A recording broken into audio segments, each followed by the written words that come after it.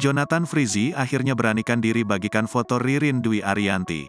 Beberapa kali Jonathan Frizzy menyebut bahwa hubungannya dengan Ririn hanya sebatas rekan kerja.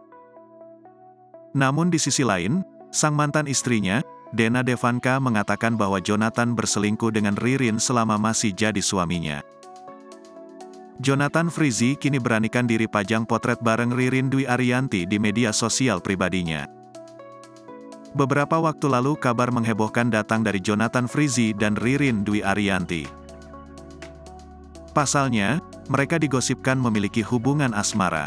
Bahkan, keduanya juga sudah berani go public atas hubungan mereka. Kendati demikian, keduanya tetap menepis kabar kedekatan mereka. Sebelumnya, paman dari Jonathan Frizzy alias Ijong, yakni Benny Simanjuntak membagikan momen Ririn berada di acara yang sama dengan sang keponakan. Benny Simanjuntak mengklaim acara tersebut merupakan perayaan menjelang Natal 2022.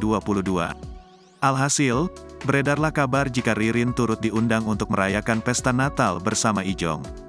Namun, Jonathan Frizzy dan Ririn lagi-lagi tak peduli dengan spekulasi publik. Terkini, Jonathan Frizzy mengunggah potret kompak bersama Ririn dan beberapa temannya. Melalui akun Instagram, pria berusia 40 tahun itu membagikan potret tersebut.